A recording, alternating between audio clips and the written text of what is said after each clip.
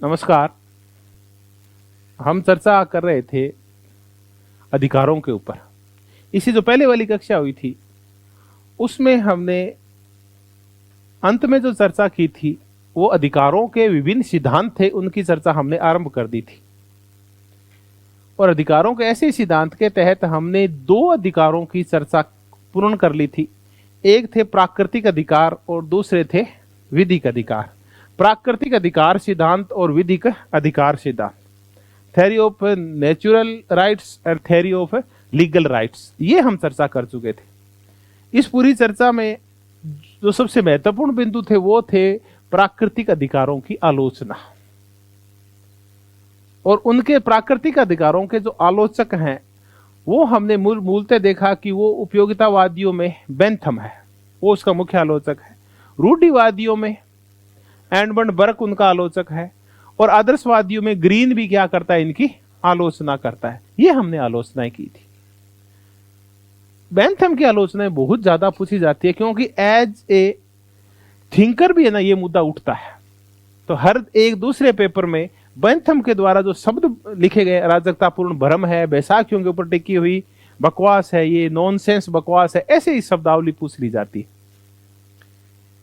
विधिक अधिकार कहते हैं तो ये पूछ लिया जाता है कि कौन से वो समूह है जो इनका समर्थन करता है। तो जो विचारक संप्रभुता की एकल धारणा को स्वीकार करते हैं, जो मोनिज्म वाली संप्रभुता को मानते हैं, सोवर्निटी को मानते हैं, वो विचारक विधिक अधिकार सिद्धांत का समर्थन करते हैं। अब हम ये देखें कि एकलवादी संप्रभुता कौन सी थी। तो एकलवादी संप्रभुता के विचारक बोंदा से शुरू होता है।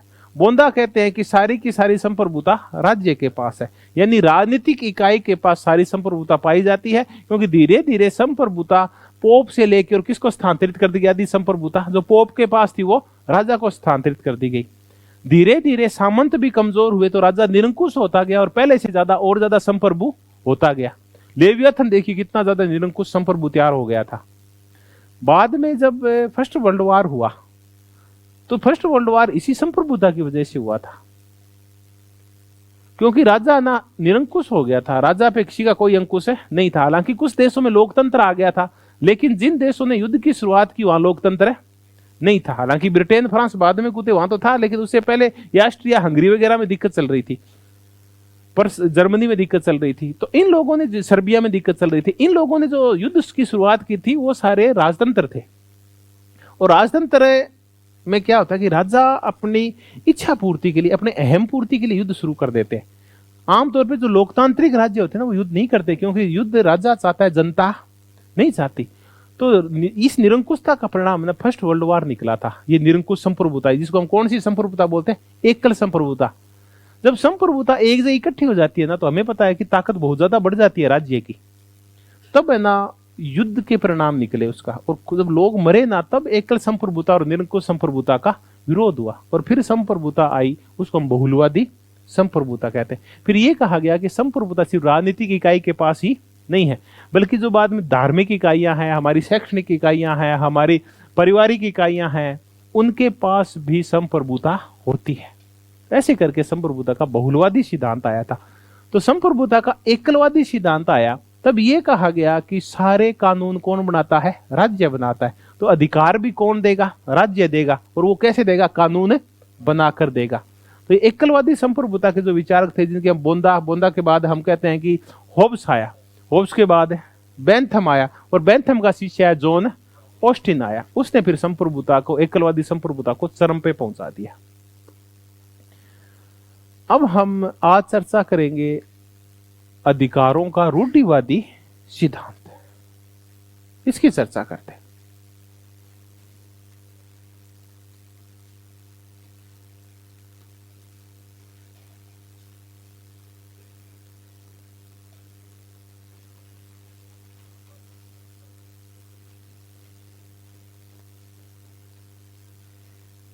रूढ़िवादी अधिकार सिद्धांत।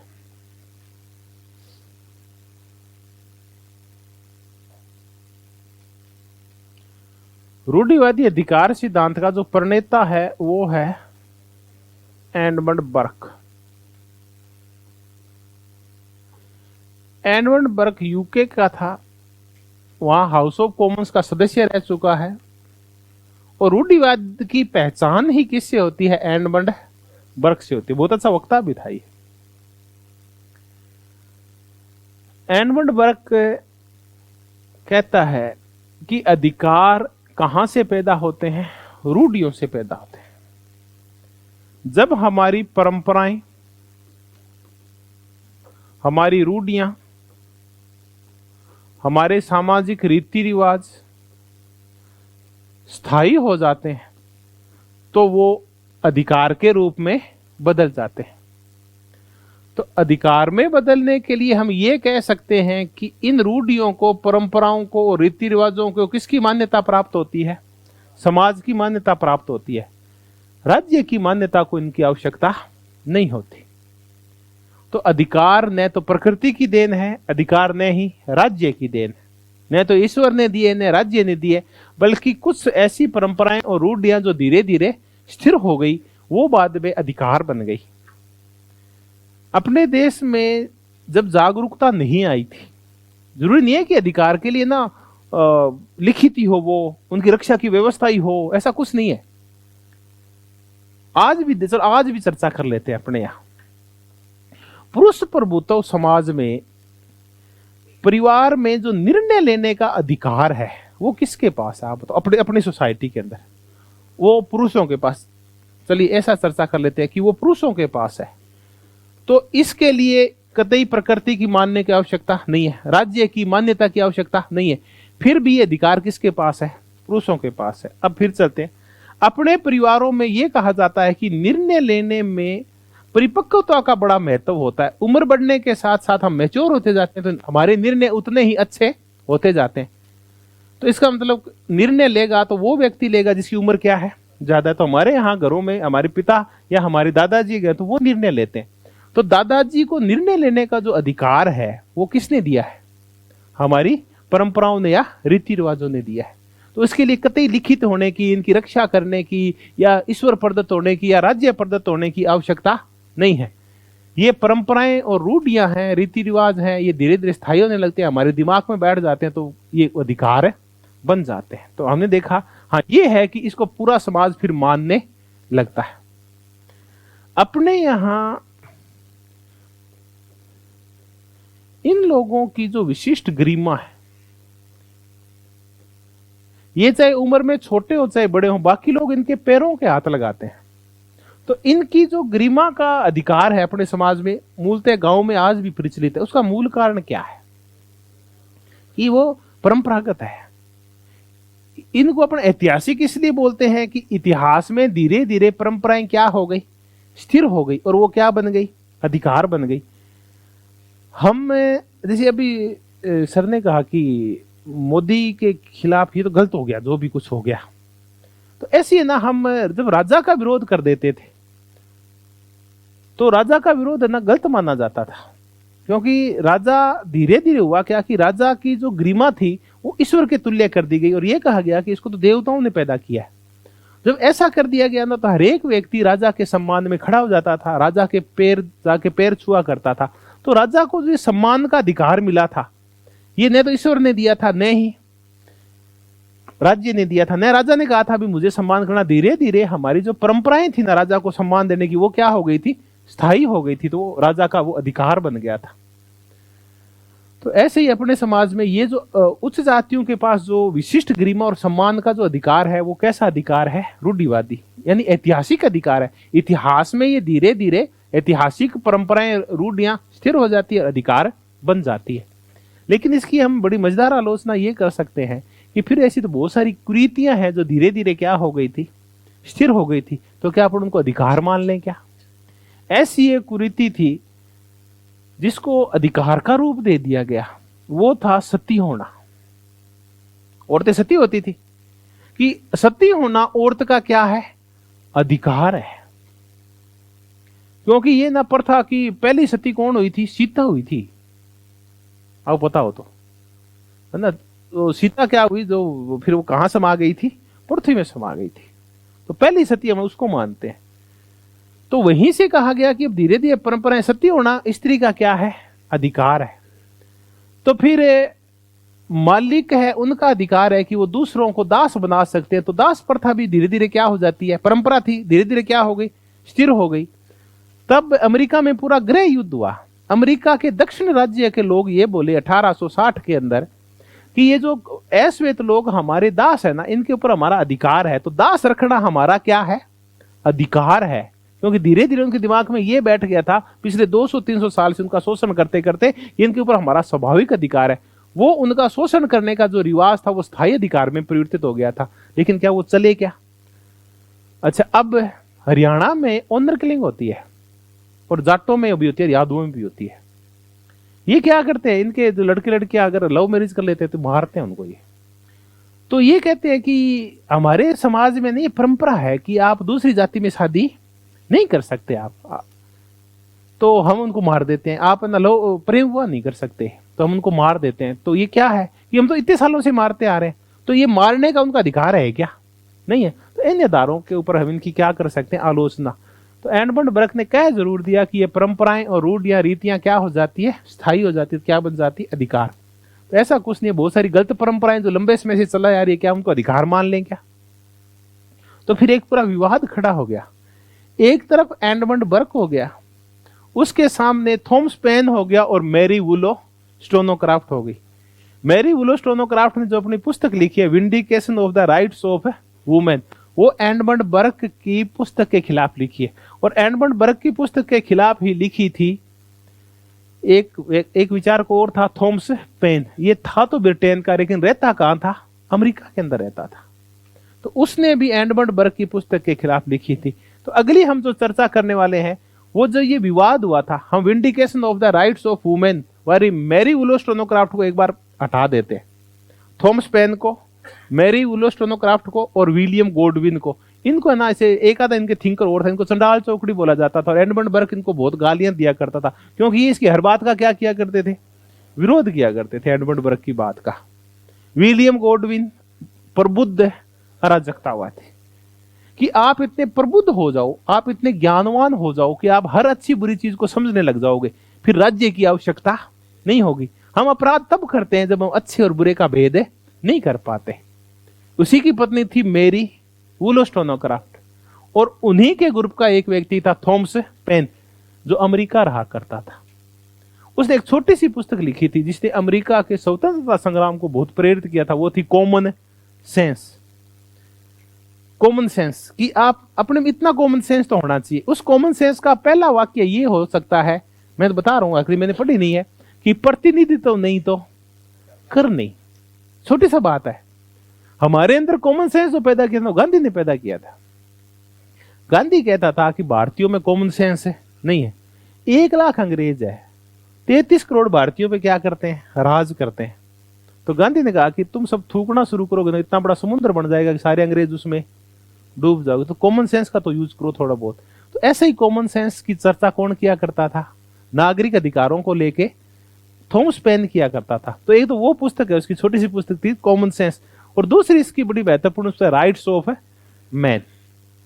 तो आज हम एक विवाद करेंगे जो खड़ा हुआ एडमंड बर्क और थॉमस पेन के मध्य, और उसकी चर्चा करता है युवाल लेविन। एक ये याद नाम हमें याद रखना होगा, नए विचारक का नाम है, बाकी विचारकों के नाम आपने सुने। तो आज आपने विलियम गॉडविन का, मैरी वुलो स्टोनोक्राफ्ट का, और नाम सुना थॉमस पेन का। थॉमस पेन था ब्रिटिश, लेकिन रहता अमेरिका में था। अब हम विवाद करेंगे। एक विवाद है बर्क पेन विवाद। अगर आपने ये विचारक के कभी नाम नहीं सुने ना, तो ये समझ भी नहीं आता कि क्या विवाद था। दरअसल ये था अधिकारों की उत्पत्ति को लेके विवाद। अधिकारों की उत्पत्ति, ये था विवाद। अधिकारों की उत्पत्ति या अधिकारों के स्रोत, ये अधिकार आए कहां से, इसको लेके ये सारा विवाद था। एक क्वेश्चन यहीं तैयार हो गया। बर्क पेन विवाद का मूल तत्व क्या है? अधिकारों की उत्पत्ति, अधिकारों के स्रोत के, अधिकार आए कहां से। और इसके ऊपर एक पूरी किताब लिख दी युवाल लेविन ने, ग्रेट डिबेट।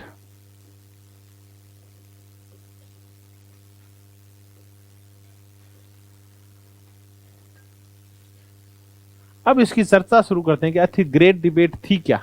तो एक ये क्वेश्चन तैयार हो गया कि ये जो ग्रेट डिबेट युवाल लेविन ने किताब लिखी है, ये किस मुद्दे की ग्रेट डिबेट है? बर्क और पेन के अधिकारों के ऊपर जो आपसी विवाद हुआ था कि अधिकार कैसे पैदा हुए, इनका स्वरूप क्या, इस मुद्दे को लेकर विवाद हो रखा है।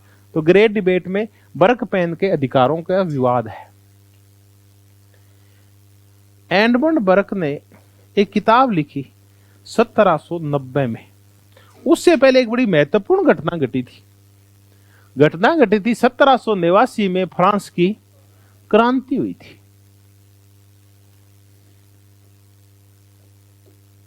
फ्रांस की क्रांति। इस फ्रांस की क्रांति के ऊपर एडमंड बर्क जो कि ब्रिटिश था, उसने किताब लिखी रिफ्लेक्शन। रिफ्लेक्शन होता है कोई रिफ्लेक्ट करना उसको या प्रभाव, उसको देखना कि ये कैसी है। रिफ्लेक्शन ऑन द, ध्यान केंद्रित करना, रिवॉल्यूशन ऑफ फ्रांस। ये इसने पुस्तक लिखी फ्रांस की क्रांति के ऊपर। उसके जो विचार थे उसने इसमें व्यक्त किए कि मेरे विचार फ्रांस की क्रांति को लेकर क्या है। इस पुस्तक में उसने एक मुद्दे को उठाया कि दो क्रांतियां हुई है। एक हुई है ब्रिटेन की क्रांति। ब्रिटेन की क्रांति नहीं बोलेंगे, इस गलत शब्द है, इसको बोलेंगे गौरवपूर्ण क्रांति, क्योंकि ब्रिटेन में तो इससे पहले भी एक महत्वपूर्ण क्रांति हो चुकी थी, प्यूरिटन क्रांति, होब्स के समय। ये तो लोक के समय हुई थी। और दूसरी ये चर्चा करता है फ्रांस की क्रांति। ये दो क्रांतियों की आपस में तुलना भी करता है।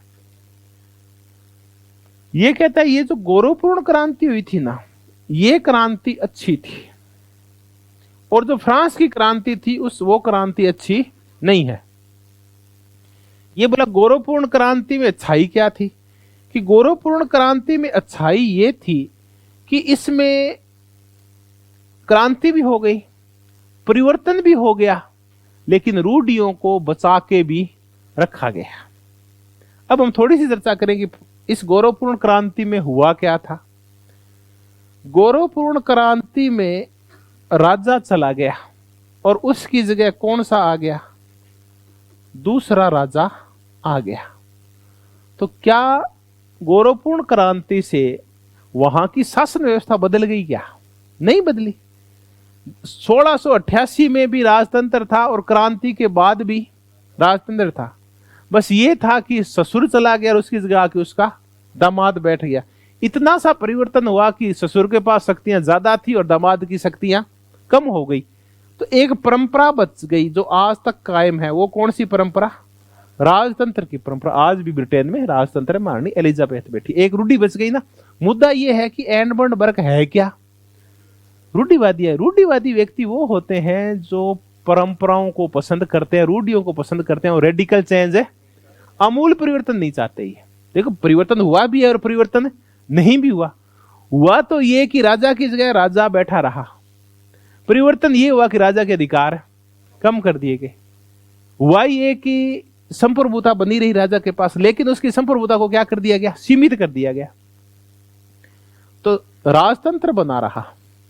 अब आया कि अर्थव्यवस्था के ऊपर क्या प्रभाव पड़ा?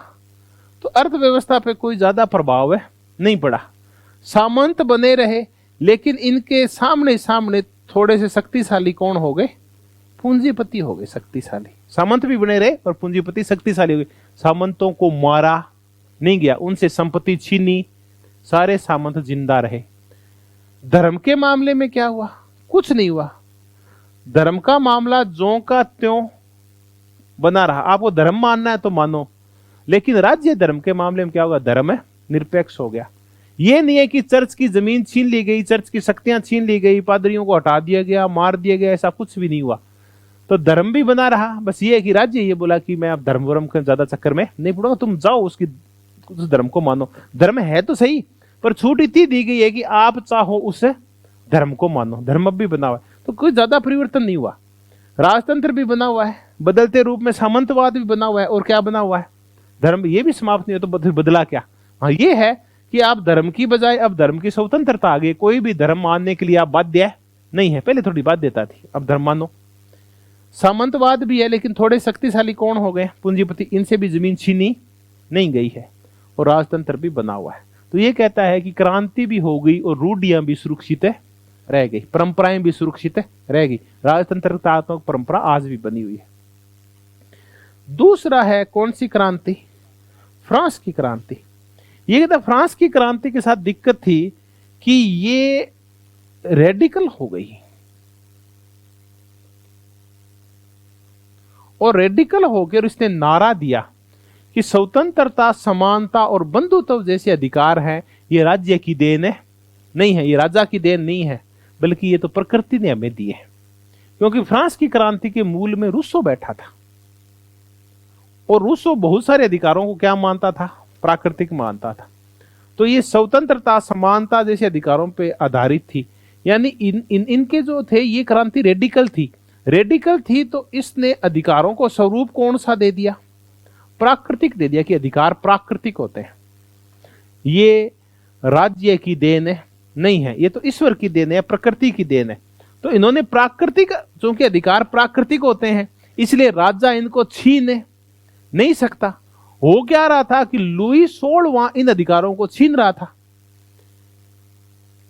1776 में जब इसमें अमेरिका ने स्वतंत्रता की घोषणा कर दी, तो ब्रिटेन के हाथ पांव फूल गए। फ्रांस को आनंद आ गया। फ्रांस के राजा ने हाथों हाथ ही अमेरिकन से कहा, पीठ थपथपाई की बहुत बढ़िया किया। वो बोले पीठ थपथपाने से काम नहीं चलेगा, ब्रिटेन से लड़ाई करनी है, पैसा दे। तो फ्रांस ने अमेरिकन को क्या दिया? पैसा दिया, क्योंकि ब्रिटेन की और फ्रांस की बनती नहीं थी। क्रांति सफल हो गई, अमेरिकन स्वतंत्र हो गए। फ्रांस को आनंद आ गया, कौन हार गया? ब्रिटेन हार गया, और ब्रिटेन को यूएसए छोड़ के वापस अपने देश में आना पड़ा। लेकिन फ्रांस की हालत टाइट हो गई, क्योंकि उसने बहुत सारा पैसा काम भेज दिया अमेरिका में।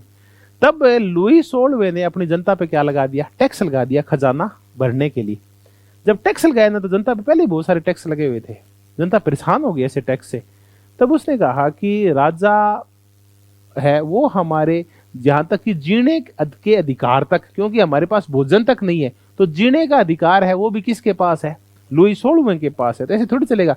जीवन हमें राजा ने दिया, जीवन तो किसने दिया है? हमें तो प्रकृति ने, ईश्वर ने दिया है। तो उन्होंने कहा कि हमारे अधिकार प्राकृतिक हैं, क्योंकि वो प्राकृतिक है, इसलिए राजा उनको ले नहीं सकता। तो हम है ना, राजा अगर अधिकारों को लेने की कोशिश करेगा तो हम राजा को मार देंगे। तो इन प्राकृतिक अधिकारों की रक्षा के लिए उन्होंने क्रांति कर दी और राजा को मार दिया। मारते ही उन्होंने काम रेडिकल किया। देखो, यहां राजा जिंदा है और यहां राजतंत्र समाप्त कर दिया। क्या लिया है?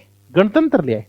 सामंतों को मार दिया और धीरे धीरे वहां पूंजीपति हावी हो गए, तो वहां सामंतवाद चला गया, उनसे जमीनें छीन ली, चर्च की प्रॉपर्टियां छीन ली गई। तो धर्म, बाजार और राजनीति तीनों प्रभावित हुए, और बुरी तरह से प्रभावित हुए। रूप ही परिवर्तित हो गया उनका, बिल्कुल रेडिकल चेंज हो गया। राजतंत्र की बजाय वहां गणतंत्र आ गया, पहला गणतंत्र आया वहां। धर्म की बजाय धर्म निरपेक्ष राज्य आ गया, और यह कहा गया, अजीब सी धर्मनिरपेक्षता आई फ्रांस में, कि धर्म राजनीतिक मामलों में हस्तक्षेप नहीं करेगा, लेकिन राजनीति धार्मिक मामलों में हस्तक्षेप करेगी। इतना शक्तिशाली हो गया राज्य। और तीसरा, वहां सामंतों का गला घोट दिया, और उसकी वजह पूंजीपति और बुर्जुआ सोसाइटी ना, वो हावी हो गई। तो हर चीज रेडिकल हो गई। उसके पीछे कौन से अधिकार थे? अब मुद्दा यही हो गया कि अधिकार प्राकृतिक हैं या अधिकार रूढ़ियों की देन है। तो ये कहा गया कि ये बोला कि गौरवपूर्ण क्रांति बहुत ही अच्छी क्रांति थी, क्योंकि ये क्रांति उन अधिकारों की रक्षा के लिए हुई थी जो परंपराओं की देन है, जो रूढ़ियों की देन है। जबकि फ्रांसीसी क्रांति प्राकृतिक अधिकारों की देन थी, इसलिए मैं इसकी आलोचना करता हूं। ये चूंकि गौरवपूर्ण क्रांति थी, ये रूढ़ियों से प्राप्त अधिकारों की देन थी, इसलिए ये अधिकार ज्यादा अच्छे होते हैं बजाय कौन से अधिकारों के?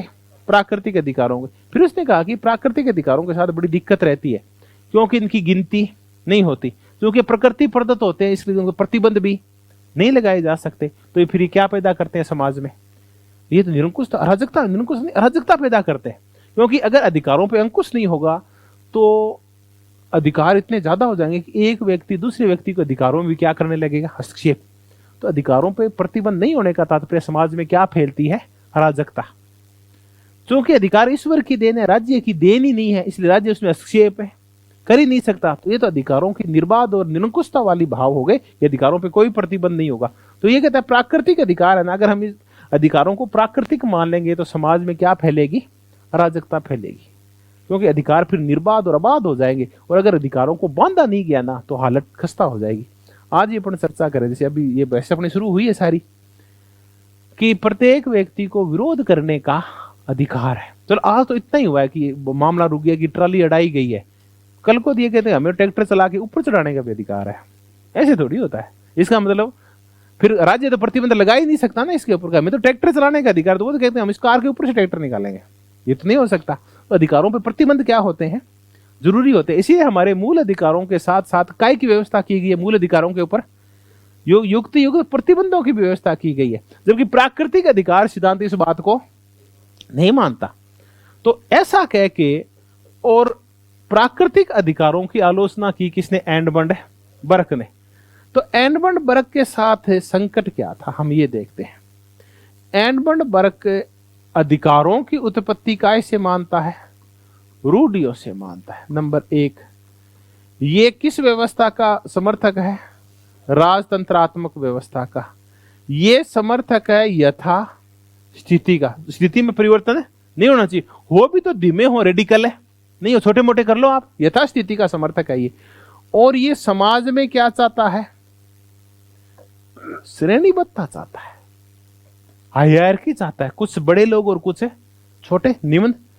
जो ज्यादा बड़े लोग होंगे उनके पास अधिकार भी क्या होंगे, ज्यादा।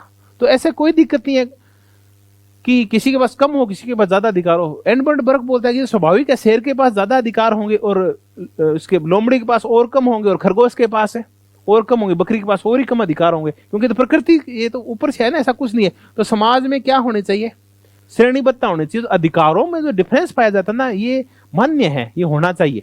अपने ये कह दें कि ब्राह्मणों को जो विशेष गरिमा का अधिकार है ना, ये होना चाहिए, क्योंकि परंपराओं से और कहां से आया है, रूढ़ियों से। और समाज में, क्योंकि प्रकृति में जो जंगल में हम देखते हैं कि वहां भी श्रेणीबद्धता होती है, तो समाज में भी क्या होना चाहिए, श्रेणीबद्धता होनी चाहिए। ये श्रेणीबद्धता तो ईश्वर ने दी थी, ये तो बनी रहनी चाहिए। सबके अधिकार कभी भी बराबर नहीं हो सकते। जो सामंत है, जो राजा है, उनके तो विशेषाधिकार बने रहेंगे। तो ये जो बल देता है वो काय के ऊपर बल देता है, विशेषाधिकार पे बल देता है। विशेषाधिकार के ऊपर बल का तात्पर्य है कि लॉर्ड्स के अधिकार औरों से ज्यादा होंगे। अब आ जाते हैं प्राकृतिक अधिकार। तो ये देखो, रूढ़ियों को, राजतंत्रात्मकता को, यथास्थिति को, सामाजिक श्रेणीबद्धता को, विशेषाधिकार को और अधिकारों में भेदभाव को पसंद करने वाला व्यक्ति है। अब अपन ये कहें, अब अगर एडमंड बर्क की बात मान ले कि तो स्त्री और पुरुषों के अधिकार बराबर हो सकते हैं क्या, नहीं हो सकते। ये कहता है रूढ़ियां और परंपराएं ऐसी थी कि पुरुषों के अधिकार हमेशा से ज्यादा थे, तो ये स्वाभाविक है कि अधिकार ज्यादा ही रहने चाहिए, क्योंकि परंपराओं ने स्थापित किए। तो ये एक बहस खड़ी हुई, जो किसने खड़ी की, एडमंड बर्क ने। और किस क्रांति का समर्थन करते हुए, गौरवपूर्ण, और किस क्रांति की आलोचना करते हुए, फ्रांस की क्रांति। ये विवाद यहीं से शुरू हुआ था, फ्रांस की क्रांति के बाद, क्योंकि वो प्राकृतिक अधिकारों के ऊपर आधारित थी। जैसे ही इसने यह आलोचना की फ्रांस की क्रांति की, जो कि प्राकृतिक अधिकारों के ऊपर आधारित थी, तो थॉमस पेन आ गया सामने। और थॉमस पेन ने फिर इस पुस्तक के खिलाफ अगले ही साल एक पुस्तक लिखी, राइट्स ऑफ मैन। तब उसकी चर्चा करते हैं। ये सारा विवाद अच्छी तरह से किस पुस्तक में अभी प्रकट किया है, युवाल लेविन ने। किस नाम से पुस्तक लिखी, ग्रेट डिबेट, बर्क और पेन के मध्य महान विवाद, अधिकारों की उत्पत्ति को लेके। तो झगड़ा कौन से दो अधिकारों के मध्य झगड़ा, और आप ये बताओ, एक क्वेश्चन ये भी है कि बर्क और पेन का विवाद है वो कौन से अधिकारों को लेके है, प्राकृतिक अधिकारों को लेके और रूढ़िवादी अधिकारों को लेके, या अधिकारों का ऐतिहासिक सिद्धांत, या अधिकारों का रूढ़िवादी सिद्धांत वर्सेज अधिकारों का प्राकृतिक सिद्धांत, इसको लेके पूरा झगड़ा। तो अधिकारों की प्राकृतिक सिद्धांत को लेके और एडमंड बर्क का विरोध किसने शुरू किया, थॉमस पेन ने किया। थॉमस पेन ने इसके खिलाफ तर्क किए। तो अब हम चर्चा करते हैं एडमंड बर्क की बजाय थॉमस पेन की चर्चा करते हैं। बहन आ जाओ, एक बार खड़े हो, व्यवस्था करते हैं। हाँ आओ तो आओ तो आओ तो सही, आओ एक बैठने तो, यहाँ बैठ, आ जाओ यहाँ आ जाओ। और किस किसी दिक्कत आ रही है? आ जाओ ना। तो ये बंद करने के ऊपर इसकी में दिक्कत आ रही है, इसकी क्वालिटी डल आ रही है थोड़ी सी। आ जाओ जिनके ना रिफ्लेक्ट हो रहा है चश्मा उसमें, आ जाओ, जगह पड़ी है, यहाँ पड़ी है तो यहाँ आ जाओ, यहाँ बैठो आप, यहाँ यहाँ बैठो। ये तो 2-3 सीटें ना, यहाँ मत बैठा करो, फिर आप एडजस्ट हो जाए करो इस साइड में। अब अपन फिर चर्चा करते हैं, अब अपन करते हैं थॉमस पेन की चर्चा। इसने पुस्तक लिखी, 2 पुस्तकें बताओ इसकी कौन कौन सी है? राइट्स ऑफ और कॉमन सेंस, हम इसकी चर्चा करें, राइट्स ऑफ मैन। तो 1789 में फ्रांस की क्रांति, 1790 में फ्रांस की क्रांति के ऊपर किसकी पुस्तक है? एडमंड बर्क की। और अगले ही साल 1791 में उसकी आलोचना में लिखी गई राइट्स ऑफ मैन, आदमियों के अधिकार। थॉमस पेन बोला कि अधिकार होते हैं, ये क्या होते हैं? प्राकृतिक होते हैं। अधिकार होते हैं, ये व्यक्तिगत होते हैं। बस यही पूरा मुद्दा था। और ये कहता है कि संप्रभुता है वो राजतंत्रात्मक नहीं, बल्कि संप्रभुता कौन सी होनी चाहिए? लोकप्रिय संप्रभुता होनी चाहिए। लोकप्रिय संप्रभुता में संप्रभुता किसके पास होती है? जनता के पास होती है, राजा के पास नहीं होती। तो अधिकार प्राकृतिक हैं, अधिकार व्यक्तिगत हैं, और संप्रभुता राजतंत्रात्मक और निरंकुश होने की बजाय कैसी है? लोकप्रिय संप्रभुता है। और लोकप्रिय संप्रभुता की जो पहली स्थापना हुई थी, हमने अच्छी तरह से देखा था, वो कहां से हुई थी? रूसों ने इसकी चर्चा की थी, लोकप्रिय संप्रभुता की। हालांकि फ्रांस में एक बार हुई तो सही, लोकप्रिय गणतंत्र आया वहां, तो ये हुआ सारी व्यवस्था, लोकप्रिय संप्रभुता। इसके साथ साथ ही फिर गणतंत्र 1789 में क्रांति हुई तो वहां भी आ गया था, और 1789 में गणतंत्र आ गया था अमेरिका के अंदर, तो यहां फिर गणतंत्र आए थे। तो थॉमस पेन ने जो पूरा बचाव किया, उसने किस मुद्दे को लेके किया कि अधिकार रूढ़िवादी नहीं होते, बल्कि अधिकार प्राकृतिक होते हैं, प्रकृति की देन होते हैं। अधिकार क्या होते हैं? व्यक्तिगत होते हैं। लोकप्रिय संप्रभुता होती है। अब आ गया श्रेणीबद्धता को लेके कि अधिकारों के संबंध में भेदभाव हो सकता है। कुछ लोगों को विशेषाधिकार हो सकते हैं, कुछ को अधिकार नहीं भी हो सकते। विशेषाधिकार का तात्पर्य है कि अपने यहां उच्च जातियों को जो अधिकार है वो कौन से कहलाते हैं? विशेषाधिकार कहलाते हैं। उनको कुछ विशिष्ट अधिकार होते हैं, कुछ वर्गों को। अपने यहां पहले सामंतों को ये विशिष्ट कुछ अधिकार थे, ऐसे अपने यहां ब्राह्मणों को जाति व्यवस्था में कुछ विशिष्ट अधिकार थे, उनको विशेषाधिकार बोलते हैं। ब्रिटेन में लॉर्ड्स को ऐसे विशेषाधिकार थे, अमेरिका में श्वेतों को ऐसे विशेषाधिकार थे। तो ये बोला कि अधिकारों के मामले में क्या होनी चाहिए? समानता होनी चाहिए। क्योंकि प्राकृतिक अधिकार है, तो प्राकृतिक अधिकार राजनीतिक होते हैं, और कौन से होते हैं? नागरिक होते हैं। अपन जब की चर्चा कर रहे हैं तब तक बहुत अच्छी तरह से लोकतंत्र आया नहीं था, तो राजनीतिक अधिकारों की चर्चा नहीं करें तो भी प्राकृतिक अधिकारों में कौन से सिद्धांत आ जाते हैं? नागरिक सिद्धांत, नागरिक अधिकार तो आते ही आते हैं, क्योंकि तब तक लोकतंत्र पूर्णतया नहीं आया था। तो एक बार प्राकृतिक अधिकारों के तहत हम कौन से अधिकारों को शामिल कर लें? नागरिक। प्राकृतिक अधिकारों में राजनीतिक और नागरिक दोनों अधिकार आते हैं कि ये प्रकृति की देन है। तो नागरिक अधिकारों में जो आए थे अधिकार, वो थे, पहला अधिकार आया जीवन और देह की, जिसकी चर्चा होब्स करता है। फिर आया संपत्ति का अधिकार, फिर आया अंतःकरण के अनुसार धर्म को मानने का अधिकार, अनुबंध का अधिकार, विचार और अभिव्यक्ति का अधिकार। ये सारे अधिकार आए, ये नागरिक अधिकार थे। तो इस मामले में कुछ लोगों को जीवन की स्वतंत्रता हो और कुछ को जीवन की स्वतंत्रता नहीं हो, या जीवन का अधिकार और देह की स्वतंत्रता का अधिकार नहीं होगा। ऐसा हो सकता है क्या? नहीं। कुछ लोगों को तो संपत्ति का अधिकार हो और कुछ लोगों को नहीं हो। कुछ लोगों को विचार अभिव्यक्ति का अधिकार और कुछ को नहीं हो, ऐसा तो नहीं हो सकता। तो नागरिक अधिकार जो हैं वो कैसे होते हैं? समानता के ऊपर आधारित है। इसका तात्पर्य सब लोगों को कैसे मिलने चाहिए? बराबर मिलने चाहिए। इसी को लेके तो फिर मैरी वुलस्टोनोक्राफ्ट ने आलोचना की थी। वो बोले जब ये अधिकार समान है, ये ऐसे ही कुछ मुद्दे बोले थी। इसने भी आलोचना की थी पुरुषों को लेके और एडमंड बर्क को लेके। ये कहते प्रकृति ने सबको समान पैदा किया है, तो पुरुष भी विवेकशील हैं, तो उनके अधिकार समान होने चाहिए। तो औरतें भी क्या है, तो उनके अधिकार भी किसके बराबर होने चाहिए, पुरुषों के बराबर होने चाहिए। तो कुल मिला के सारे व्यक्ति चूंकि विवेकशील मानते हैं, तो अपने सारे व्यक्तियों के अधिकारों में फिर क्या होने चाहिए, समानता। तो फिर क्या समाप्त हो जाने चाहिए समाज में से, आप बताओ, विशेषाधिकार समाप्त होने चाहिए। तो इन मुद्दों को लेके और इन दोनों के मध्य झगड़ा हुआ, किस झगड़ा मतलब विवाद में, ग्रेट डिबेट, तार्किक विवाद हुआ एडमंड बर्क और थॉमस पेन के मध्य। तो ये अधिकार प्राकृतिक है, वो कहता अधिकार है रूढ़िवादी है।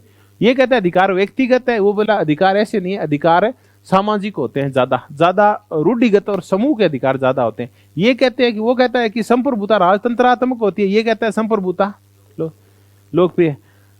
एडमंड बर्क कहता है कि विशेषाधिकार होने चाहिए, ये कहता है विशेषाधिकार नहीं होने चाहिए। अधिकारों के मामले में सब लोगों को अधिकार कैसे होने चाहिए, समान अधिकार होने चाहिए। तो ऐसे करके, और ये एक पूरा विवाद है थॉमस पेन का और एडमंड बर्क का। मुद्दा ये है कि अधिकार प्राकृतिक होते हैं या अधिकार ऐतिहासिक या रूढ़िवादी होते हैं। ये है मेन विवाद का विषय।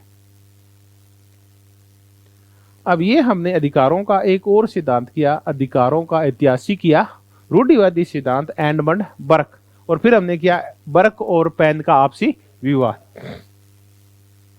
अब अधिकारों के संबंध में छोटे छोटे कुछ सिद्धांत और कर लेते हैं। अधिकारों के संबंध में एक सिद्धांत है सामाजिक उपयोगिता सिद्धांत। अब आपके सामने ना कई बार संकट यह आ सकता है कि कई विचारक ऐसे हैं जो कूद कूद के दो तीन सिद्धांतों के अंदर जा रहे हैं। तो आप इनको लेके कंफ्यूज नहीं हो, ये जहां जा रहे हैं उनको आप जाने दो, उनको समझो। आप थोड़ा व्यापक रूप से समझेंगे तो आपको समझ में आ जाएगा। अभी थोड़ी देर पहले हमने होब्स को किया था। होब्स प्राकृतिक अधिकार की चर्चा करता है, काय के तहत जीवन रक्षा का अधिकार एक प्राकृतिक अधिकार है जिसे कोई छीने। अगर लेवियाथन भी उस अधिकार को छीनता है तो हम समझौते को क्या कर देंगे, भंग कर देंगे, यही कहता है होब्स। फिर हमने देखा कि एक तरफ वो प्राकृतिक अधिकार का समर्थक है, अगले ही उसका विरोध भी हमने कौन से किया था, विधिक अधिकार किए थे। उसने कहा कि समझौते और विधियां तभी तक मान्य होती है जब उनके पीछे तलवार की शक्ति होती है, राज्य की शक्ति होती है। तो हम उसी होब्स को, जिसकी प्राकृतिक अधिकार के तहत आलोचना, उसकी चर्चा कर रहे थे, उसकी चर्चा हमने कहां कर ली, विधि के तहत भी हमने कर ली, कानूनी अधिकार सिद्धांत के तहत भी हमने होब्स की चर्चा कर ली। तो दोनों ही है, उसके विचार एक के कुछ और है, दूसरी से कुछ और है। बेंथम की हमने जो चर्चा की थी वो की थी अधिकारों का विधिक सिद्धांत। अब हम कर रहे हैं अधिकारों का सामाजिक उपयोगिता सिद्धांत। उपयोगिता शब्द आते ही तो मान के चलिए कि इसमें कौन आएंगे, उपयोगितावादी तो पक्के ही आएंगे। तो इनके जो समर्थक हैं वो एक तो है उपयोगितावादी। उपयोगितावादी आप दो को तो पक्का ही जानते हैं जो अपने सिलेबस में, बेंथम और जे.एस. मिल। और दूसरे हैं लोस्की। वर्तमान में भी कुछ ऐसे हैं। एक तो ये है कौन सा पॉन्ड है वो, रोस्को पॉन्ड, न्यूमैन है। ये वर्तमान वाले आप याद रखना, न्यूमैन, रोस्को पॉन्ड।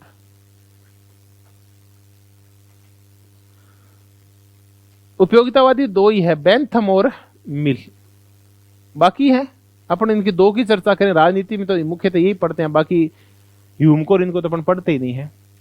तो रोस्को पाउंड है, न्यूमैन है, लोस्की है, उपयोगितावादियों में बेंथम और मिल है। ये सामाजिक उपयोगिता सिद्धांत के समर्थक हैं। तो ये है अधिकारों का कौन सा सिद्धांत है, सामाजिक उपयोगिता सिद्धांत। अधिकारों का सामाजिक उपयोगिता सिद्धांत। ये इस सिद्धांत बिल्कुल सिंपल सा सिद्धांत है। अधिकारों का एक ही आधार है और वो है उनकी उपयोगिता।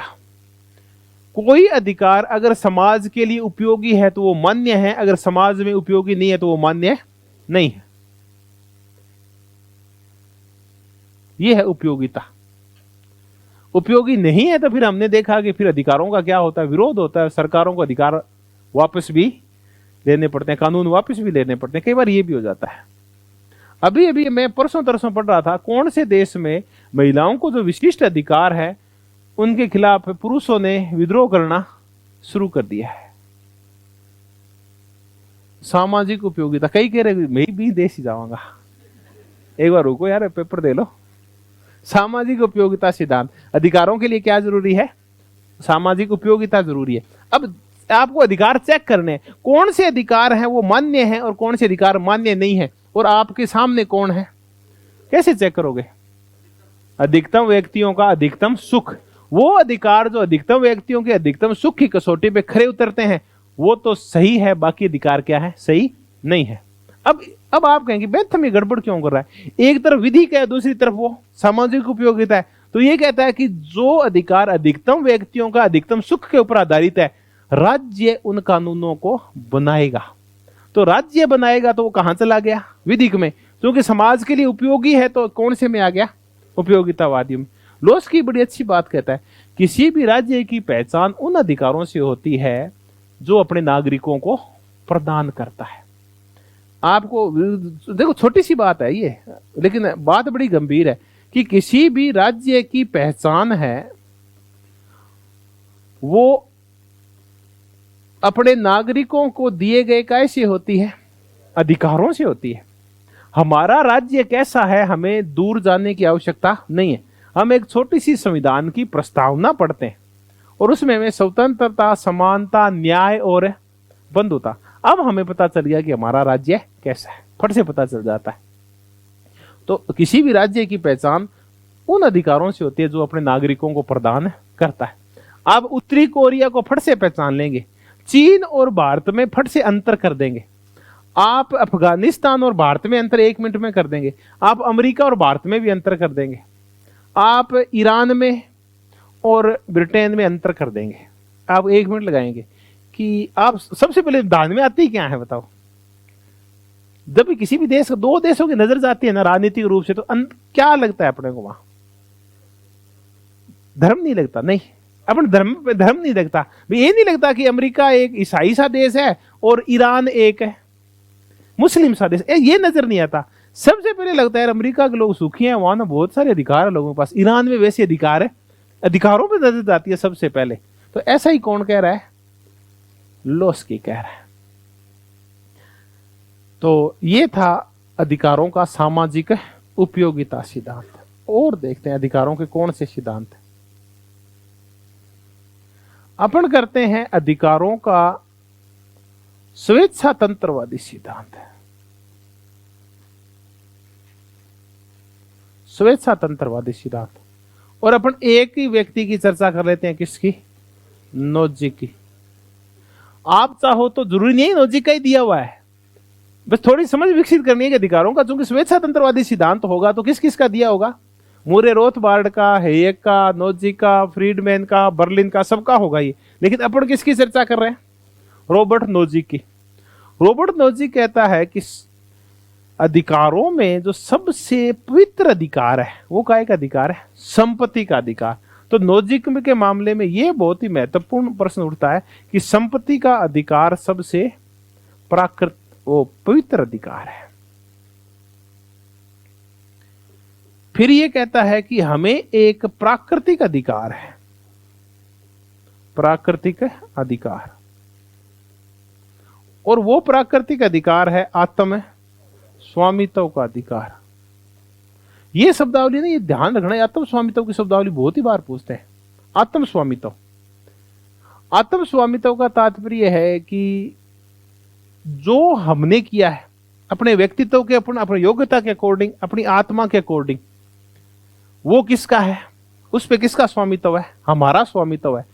कोई भी उससे हमें से छीन नहीं सकता, क्योंकि किसी ने हमें आत्म स्वामित्व दिया ही नहीं है तो कोई उस आत्म स्वामित्व को छीन भी नहीं सकता। तो क्या आत्म स्वामित्व के ऊपर प्रतिबंध लगाया जा सकता है? क्या नहीं लगाया जा सकता, क्योंकि किसी ने दिया ही नहीं है तो ले भी नहीं सकता। अब देखिए कि इसने आत्म स्वामित्व को घेर गार के और कहां ले आया? ये संपत्ति के अधिकार के ऊपर ले आया कि आपने जो संपत्ति कमाई है वो कोई भी व्यक्ति आपसे ले नहीं सकता। बिल चेम्बरलेन ने अगर अरबों खरबों रुपए लगाए हैं तो राज्य उसके ऊपर कल्याण के नाम के ऊपर टैक्स नहीं लगा सकता। क्यों? क्योंकि उसकी योग्यता है, वो क्या है? उसकी खुद की योग्यता है। तो उस योग्यता से जो कुछ वो करेगा उस पर स्वामित्व किसका होगा? उसी का होगा। अब फिर देखें, आत्म स्वामित्व का तात्पर्य होता है कि प्रत्येक व्यक्ति खुद का मालिक खुद है, वो अपने आप में साध्य है, वो दूसरों के लिए साधन नहीं है। अगर बिल चैम्बरलेन के ऊपर आपने टैक्स लगा दिया तो इसका मतलब वो पैसा लेके गरीबों को देंगे, तो फिर बिल चैम्बरलेन है ना, बास्केटबॉल किसके लिए खेलता था? लोगों के लिए खेलता था। तो वो उनकी गरीबों की गरीबी दूर करने का साधन था, वो अपने आप में साध्य नहीं था। जबकि प्रत्येक व्यक्ति अपने आप में क्या होता है? साध्य होता है। प्रत्येक व्यक्ति अपनी योग्यता का, अपनी क्षमताओं का, अपने शरीर का, तन का, मन का स्वामी होता है। इसको अपन क्या बोलते हैं? आत्म। अब इसने इस आत्म स्वामित्व को घेर के और किससे जोड़ दिया? संपत्ति के अधिकार से जोड़ दिया कि प्रत्येक व्यक्ति अपनी योग्यता से जो कुछ कमाएगा वो संपत्ति किसकी होगी? उसकी होगी। तो फिर एक सिद्धांत पैदा हुआ था, हमने उसको क्या नाम दिया था? हकदारी अधिकारिता, एनलाइटमेंट थ्योरी कहा था इसको, हकदारी सिद्धांत दिया था। न्याय के संबंध में हम देख रहे थे कि जो कुछ कमा लिया उस पर हक किसका है? आपका है, उस पर आपका अधिकार है। अब नोजिक बड़ी जोरदार चर्चा करता है कि ये आप जो कहते हो ना नागरिक नागरिक, हम कोई नागरिक नहीं है, राज्य ने हमें कुछ नहीं दिया है, हमारे अधिकार प्राकृतिक है, मौलिक है, ये हमारे हैं, राज्य ने हमें नहीं दिए। राज्य का तो एक ही काम है, इनकी वो क्या करे? रक्षा करे। हाँ, ये है कि इनकी रक्षा करने के लिए उसको कुछ खर्चा करना पड़ता है। एक हमें अधिकार दिया है ईश्वर ने जीवन का, अब जीवन के अधिकार की रक्षा करने के लिए राज्य को पुलिस रखनी पड़ती है ताकि एक दूसरे को मार नहीं दे। इस अधिकार की रक्षा के लिए उसको मिलिट्री रखनी पड़ती है ताकि बाहर के लोग अपने लोगों को मार नहीं दे। तीसरा, उसको ना इन जीवन के अधिकार और ऐसी चीजों को निपटाने के लिए न्यायपालिका रखनी पड़ती है। तो मिलिट्री है, पुलिस है और न्यायपालिका है, इनका कुछ खर्चा होता है। राज्य कितनी सुविधाएं उपलब्ध कराता है? 3। तो एक व्यक्ति कितना टैक्स देगा आप बताओ? जितना इन 3 के ऊपर खर्च होगा, तो एक व्यक्ति उतना ही टैक्स देगा जितना उसकी सुरक्षा के ऊपर खर्च हो रहा है। तो हम ये कह रहे हैं ना कि हम नागरिक हैं, ये हैं, वो ऐसा कुछ नहीं है। हम किसी भी राजनीतिक इकाई के होते क्या हैं? क्लाइंट होते हैं, नागरिक नहीं, हम क्लाइंट हैं। क्लाइंट का तात्पर्य है कि हमें राज्य ने सुरक्षा दी है, बदले में हम राज्य को उतना पैसा दे रहे हैं। तो राज्य हमारे ऊपर कोई उपकार नहीं कर रहा है, तो इस राजनीतिक इकाई को कोई बड़ा मानने की आवश्यकता नहीं है। तो ये है कि हम राज्य के क्या हैं? क्लाइंट है। तो हम सिर्फ कौन कितना देंगे? सुरक्षा है उतना ही देंगे, उससे ज्यादा नहीं देंगे। अगर फिर ये कहता है कि आपको आपके प्राकृतिक अधिकार में या संपत्ति के अधिकार में अगर राज्य दखलंदाजी करता है, आपसे कल्याण के लिए सुरक्षा के तो टैक्स लेता ही लेता है राज्य, और काय के लिए ले लेता है? कल्याण के लिए ले लेता है। पुनर्वितरण के लिए अगर कोई राज्य टैक्स ले लेता है तो इसका मतलब वो आपसे क्या करवा रहा है? बलात् श्रम, फोर्स्ड लेबर करवा रहा है, जबरदस्ती आपसे काम करवा रहा है। और आपने जो काम किया है वो उसका हिस्सा आपको नहीं मिलता, बल्कि वो किसके पास जा रहा है? वो तो राज्य के पास। पहले यही करवाया करते थे। गांव में जो सामंत हुआ करते थे या गांव के जो चौधरी हुआ करते थे, वो क्या करते थे? ये गरीब और दलित लोग थे ना, इनसे जबरदस्ती क्या करवाते थे? खेतों में और घरों पे काम करवाया करते थे, उसको बलात् श्रम बोलते हैं। तो यही बलात् श्रम था। ये कौन करवाता है? अब बिल चैम्बरलेन से कौन बलात् श्रम करवा रहा है? राज्य करवा रहा है। उसको क्या, तू खेल और हमें क्या दे, तू टैक्स दे, ताकि हम लोगों का क्या करें? कल्याण करें। तो ये कहता है कि अगर आपके संपत्ति के अधिकार में कोई कल्याण के नाम के ऊपर या पुनर्वितरण के नाम पे दखलंदाजी कर रहा है तो आपसे क्या करवा रहा है? बलात् श्रम, फोर्स्ड लेबर करवा रहा है। तो संपत्ति का अधिकार सबसे पवित्र अधिकार है। आत्म स्वामित्व का अधिकार एक प्राकृतिक अधिकार है। आपने जितनी संपत्ति कमाई है उस पर आपका आत्म स्वामित्व है। राज्य को हम सुरक्षा के बदले में टैक्स देंगे, हम राज्य के क्या हैं? क्लाइंट है। और कल्याण के लिए टैक्स देंगे तो राज्य हमसे क्या करवा रहा है? बलात् श्रम करवा रहा है। ये कहना है रॉबर्ट नोजिक का। पुस्तक आपके रटी पड़ी है, एनार्की, स्टेट एंड यूटोपिया, 1974। अब और करते हैं, 2 सिद्धांत ये हो गए। अब 2 की और चर्चा कर लेते हैं अधिकारों के सिद्धांतों में। आप कतई नहीं रटे। एक है अधिकारों का समतावादी सिद्धांत, अधिकारों का समतावादी या उदार समतावादी सिद्धांत, इसमें अपन चर्चा कर लेते हैं किसकी, डवोरकिन की, रोनाल्ड डवोरकिन। दो पुस्तकें बता दो, टेकिंग राइट्स सीरियसली और सोवरेन वर्च्यू, ये दो पुस्तकें रोनाल्ड डवोरकिन की थी। डवोरकिन कह रहता है कि दो अधिकार है ना, ये मान्य है। एक अधिकार है संसाधन समता का अधिकार, संसाधन समता का अधिकार,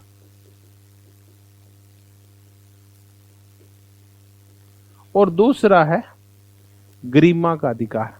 ये कहता है स्वतंत्रता का अधिकार मान्य नहीं है। तो क्वेश्चन यही पैदा होता है कि रोनाल्ड डवोरकिन ने कौन से अधिकारों को के ऊपर बल दिया है, गरिमा और संसाधन समता का अधिकार।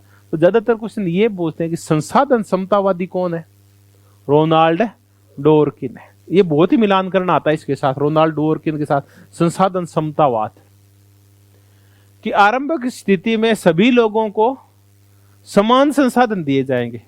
फिर हम वो एक कल्पना करते हैं कि कुछ लोग भटक के कहां पहुंच गए, एक द्वीप के ऊपर, तो शुरुआत में सबको कितनी सीपियां दी जाएगी, 100 सीपियां दी। फिर आगे आप क्या करते हैं, आपकी इच्छा है।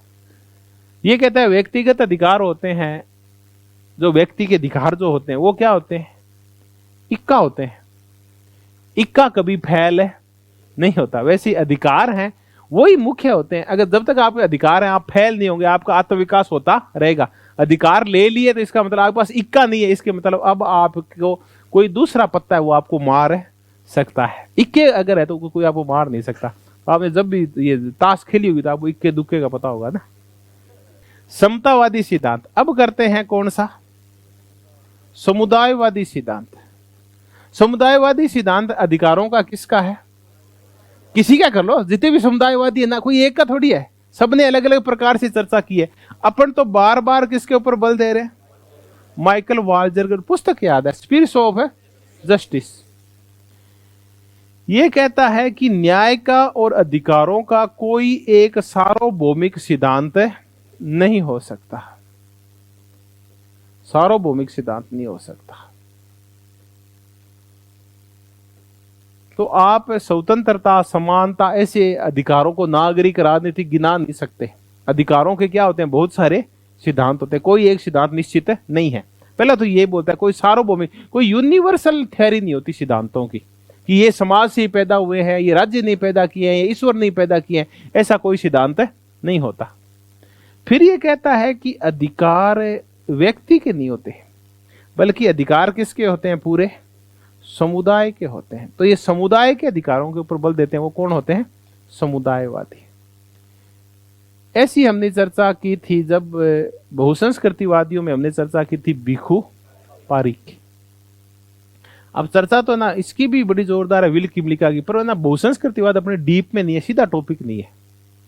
तो सिर्फ भिखु पारिक है मनुष्यों की सामूहिकता, क्योंकि बहुसांस्कृतिक अधिकार होते हैं वो एक मनुष्य के नहीं होते, बल्कि मनुष्यों की सामूहिकता के या समूह के अधिकार होते हैं। बहुसांस्कृतिक अधिकार है मनुष्यों की सामूहिकता के अधिकार, ये बोलता है भिखु पारिक। तो ये हमने अधिकारों के कुछ और सिद्धांत की, एक अधिकार का वो सिद्धांत मत याद करना चाहिए, वो है सामाजिक मान्यता वाला सिद्धांत, सोशियोलॉजिकल व्यू है। आप मेकाइवर को पेज को पढ़ते होंगे, जब आपको भी सोशियोलॉजी पढ़ते हैं तब पढ़ते हैं इनको, मेकाइवर का, कि अधिकार वही मान्य होते हैं जो समाज के द्वारा मान्यता प्राप्त होते हैं। इसके ऊपर नहीं पूछते। अधिकारों के ऊपर जो क्वेश्चन आता है वो तो बरकपेन विवाद को लेके आता है, या अधिकारों के सिद्धांतों के समर्थक है इनको आपस में मिलाना होता है, या प्राकृतिक अधिकार सिद्धांत की आलोचना ज्यादा आती है। तो ये एक पूरा एक और टॉपिक कंप्लीट हो गया, अधिकार, राइट्स। कल अपन नागरिकता करेंगे।